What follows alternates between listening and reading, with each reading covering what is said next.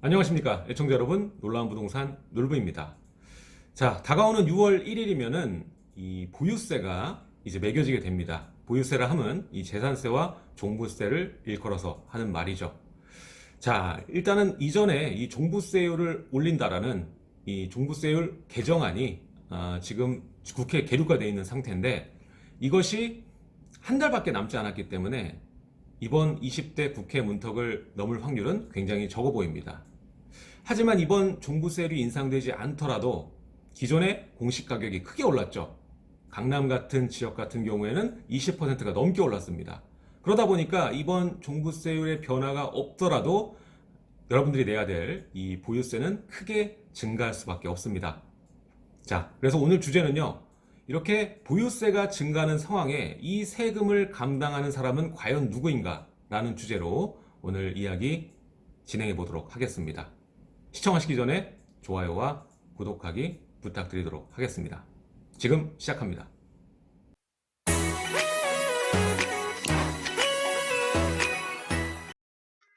자, 오늘 주제, 점점 올라가는 보유세, 과연 보유자가 낼까라는 주제입니다. 당연히 1차적으로는 보유자가 내겠죠. 하지만 2차적, 3차적인 이 구조가 있습니다. 오늘 거기에 대한 이야기를 좀 해보고자 합니다. 자, 먼저 이 종부세법 개정안이 이번 국회를 넘지 못할 것 같다고 말씀을 드렸죠. 아무래도 한 달밖에 없기 때문에 확률상 보자면 어려울 것 같습니다. 자, 개정안을 보면은 공시가격 9억 이상의 고가주택을 보유한 1주택자, 그리고 조정대상 지역 외 2주택, 이분들은 종부세율 0.1에서 0.2% 올리는 것, 그리고 3주택 이상의 다주택자나 아니면 조정대상 지역 내에 있는 2주택자는 0.2에서 0.8% 올리는 것이 원래 이 개정안 내용입니다. 근데 6월 1일이 이 세금 매겨지는 날이죠. 그러니까는 올해에는 이것이 이루어지지 않을 것 같다. 이런 상황입니다. 근데 거기서 우리는 웃을 수 없는 것이 보유세가 가파르게 지금 오르고 있죠. 공시가격 올해 초반에 보셨을 겁니다. 자, 국토부에서는 이 공시가격 현실화율을 최대한 올릴 계획을 가지고 있습니다. 그래서 개정안이 통과가 이번엔 안 되겠지만 다음엔 통과하겠죠. 현재 이 공시가격을 보게 되면은 평균적으로 이 현실화를 보면은 69%입니다. 근데 이것을 90% 이상 올리겠다는 것이 이 국토부의 의지거든요. 지금 현재 보면은 시세 9억 이상의 고가 아파트, 이 아파트들의 현실가율이 80% 정도입니다. 적용되는. 근데 9억 이하 되는 중저가 아파트는 오히려 70%거든요. 따라서 앞으로 좀 더 증가율이 높을 수 있는 것이 이들 중저가 아파트입니다. 특히 이 전국적으로 봤을 때 중저가 아파트가 차지하는 비율이 압도적으로 높습니다. 80%가 넘습니다. 그렇기 때문에 이들 단지들의 재산세가 크게 올라갈 것이다. 자, 재산세는 주택을 가진 분 모두 내는 세금이죠. 재산세를 모두 냅니다. 그렇기 때문에 이 증가율이 중저가 아파트들이 더 높을 것이다. 그렇게 예상이 됩니다. 자, 이 종부세는 내시는 분들이 이제 2%가량입니다. 2에서 3%가량인데, 그 외에 나머지는 재산세는 다 내죠. 종부세를 안 내더라도. 집을 가지고 있다면 재산세는 피할 수 없는 세금입니다. 자, 현실화율 계속적으로 높아질 것이고, 재산세는 당연하게 올라갈 것입니다. 공시가격도 뛰고 현실화율도 뛰니까. 그것도 조금 뛰는 게 아니죠. 많이 성큼성큼 뛰죠. 따라서 재산세도 오르고 종부세를 내야 되는 대상자도 늘어나는 게 지금 현재 구조에서는 순리다라고 보시면 됩니다.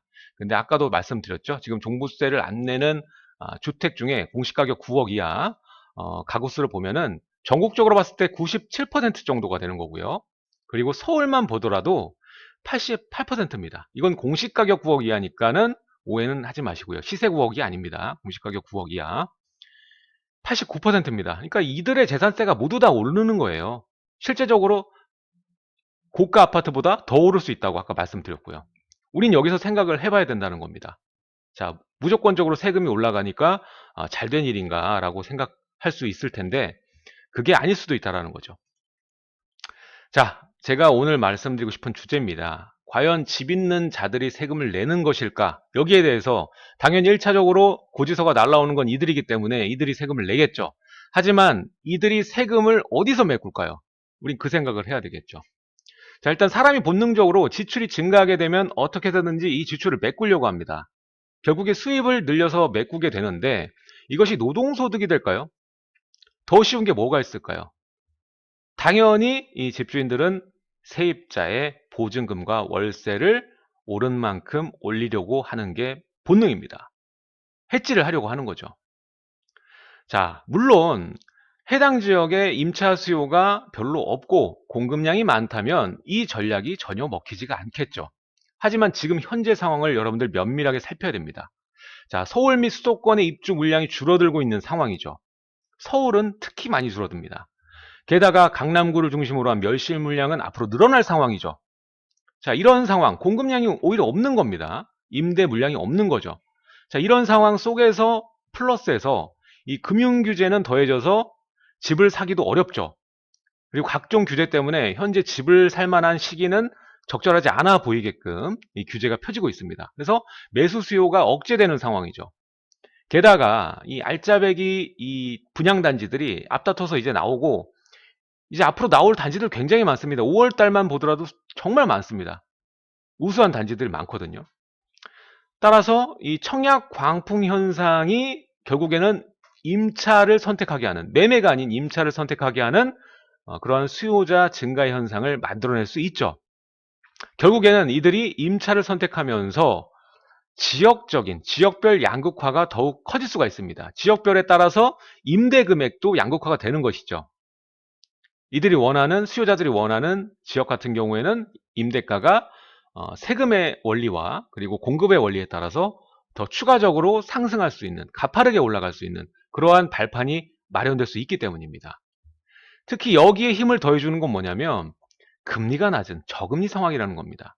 자, 전세금 월세를 올려도 들어올 수요는 많다라는 겁니다. 우수입지에. 지금 전세금 올라가는 거 말도 못해요. 지금 제가 공덕에 있지만 여기도 진짜 점프하는 그 단위수가 5천, 1억씩 그냥 올라가고 있거든요.